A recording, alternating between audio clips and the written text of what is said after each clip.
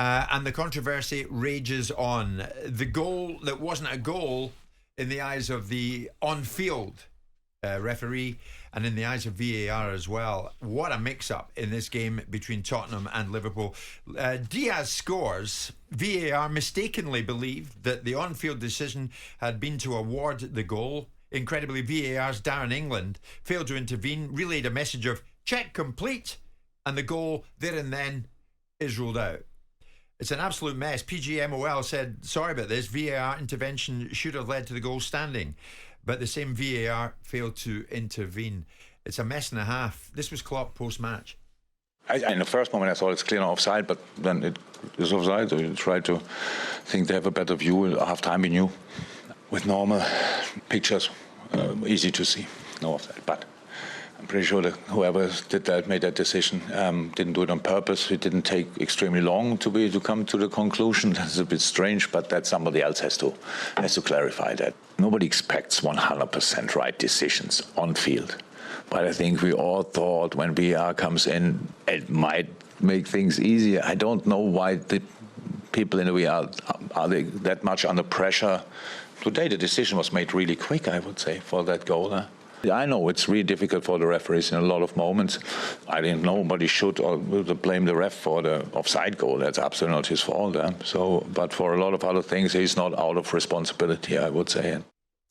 Stuart Pearce is with Simon and myself. Stuart, if memory serves me right, you were one of the first to come out and say we don't really need VAR when it was introduced. Yeah, from the offset. Most people were turning around and there was a massive clamour. With fans, with managers, with everything, we need VAR to clear the game up, and they were throwing out the fact multi-million-pound decisions and all this. I see the game as the beautiful game, not a multi-million-pound decision on one way or the other.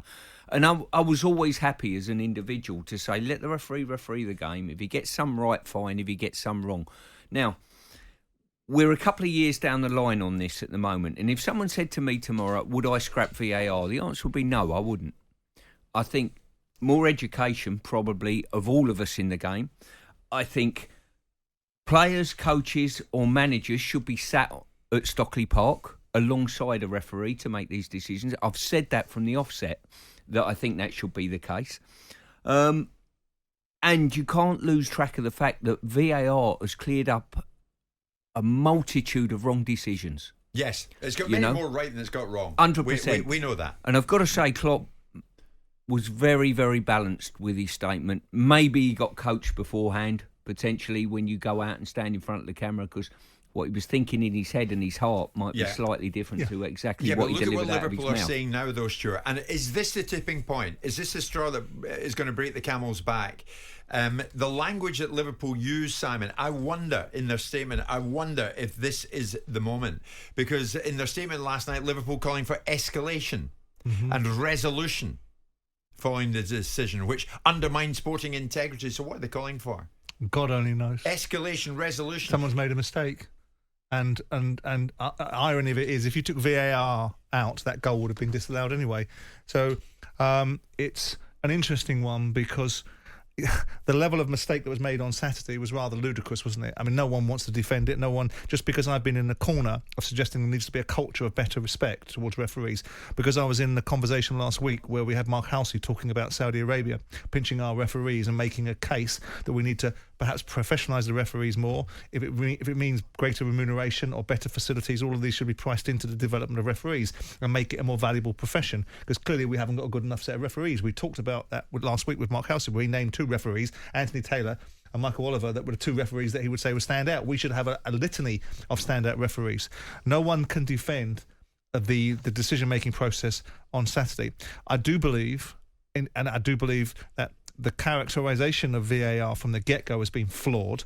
Ange Postecoglou addressed it in his post-match press conference, and people say, well, of course he would, because he's been a beneficiary of it. Yeah. But the point of this is that he said nobody really that's sensible thought that VAR was going to get right 100% of the time, because VAR still requires people to interact with it. So we've got a situation here where VAR now is the reasons why bad decisions are being made. VAR is not the reasons why bad decisions are being made. Yeah. People making bad decisions are the reasons why bad decisions are being made. This wasn't about technology, it was about communication that didn't work. So it's not a VAR conversation, Yeah. it's a competency conversation about why an assistant VAR official doesn't even intervene, because there'd even be look, I think they know they made a mistake and they should have intervened. They should not just intervened in terms of overruling the decision that was on field offside, but when the protocol follows through and the assistant digital referee sees it, the game's kicked off, they should have had the balls to step in and go, actually, we need to pull that back and say, and I guarantee that thought process would have gone through their minds, and I guarantee they didn't have the courage to do it. I think escalation, Stuart, means either replay the game or we have a total rethink about VAR.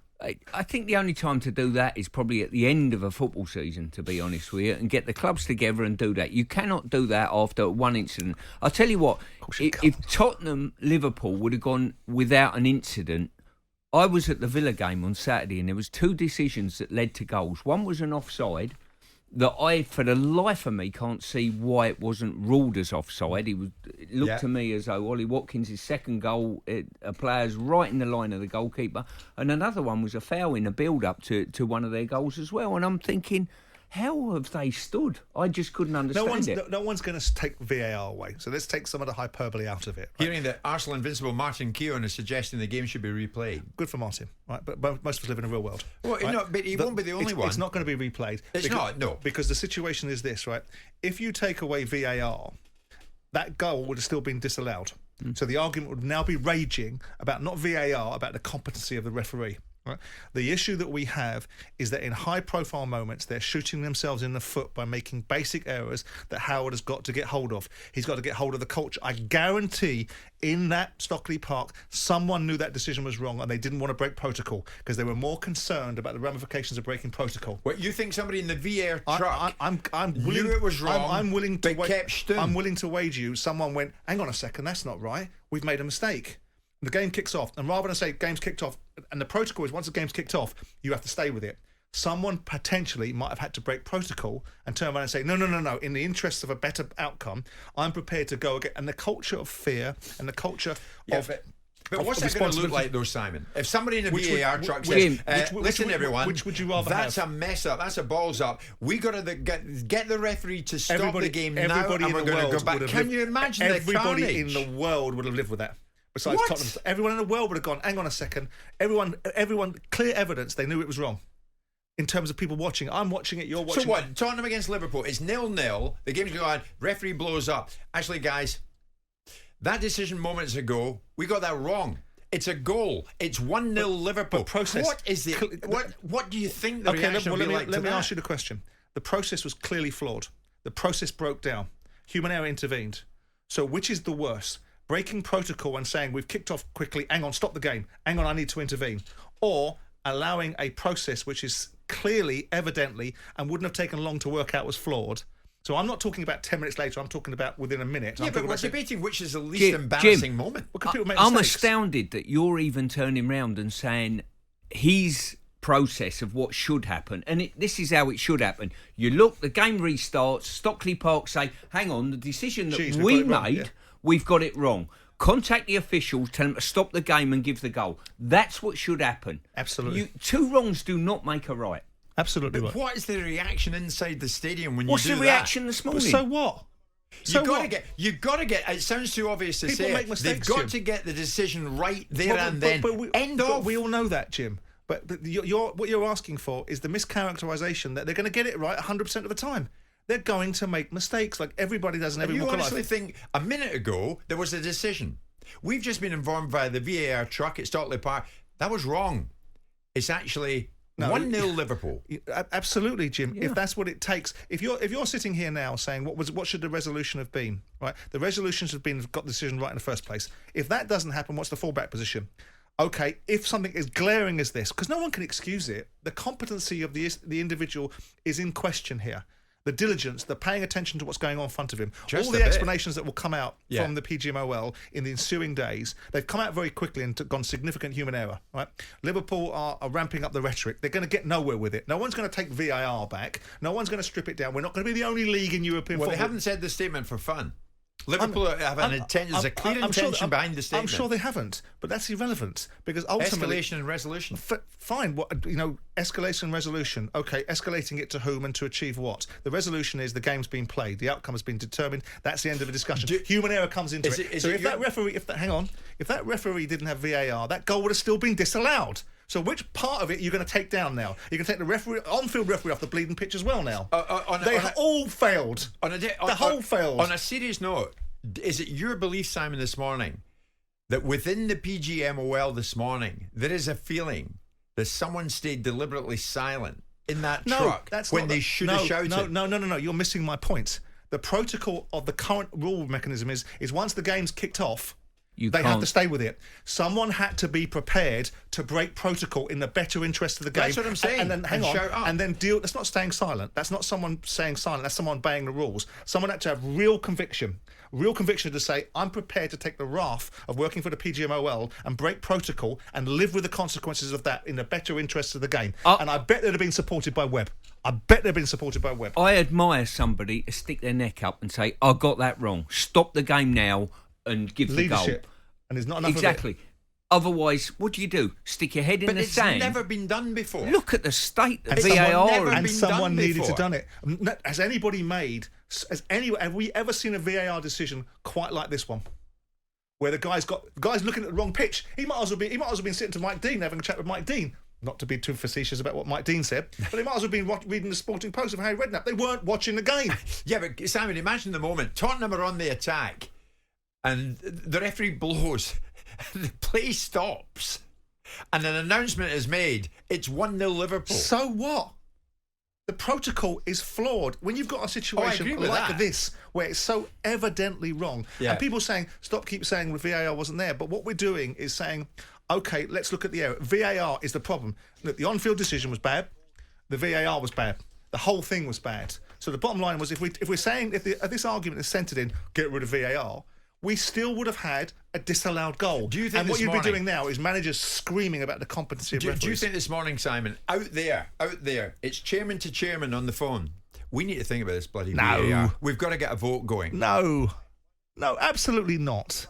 Absolutely not. We'd be talking, I think if there's anything going on, we'd be looking at the competency of referees and saying, why are you making these mistakes? This is not technology. It's got bugger all to do with technology. It's got everything to do with the competency of the referees. Work out what the problem is. And what we're going to do now, advocate for getting rid of referees full stop. Because the referees on the pitch and off the pitch failed in this instance. Like football managers do, like players do, like pundits do, like we all do, we fail at certain times. And everyone else seems to get forbearance except the referees. You do understand that they do get a higher in the 90s percentage of their decisions correct. Absolutely. So we're prepared to turn round at this stage and say there was one or two glaring problems with some of your decisions. Throw the lot out. Baby out with a bathwater. It'll be carnage. So what we know is this. It's understood that the right protocol happened, but the VAR down in England either forgot or lost concentration and believed the original on-field decision was goal and not offside. But is this the one that breaks the camel's back? Is this the final straw for VAR? You can let us know what you think on that. 03717 223344 81089. Jim White and Simon Jordan. Monday to Friday mornings from 10 on AM, on DAB, via the talkSPORT app and on your smart speaker. talkSPORT.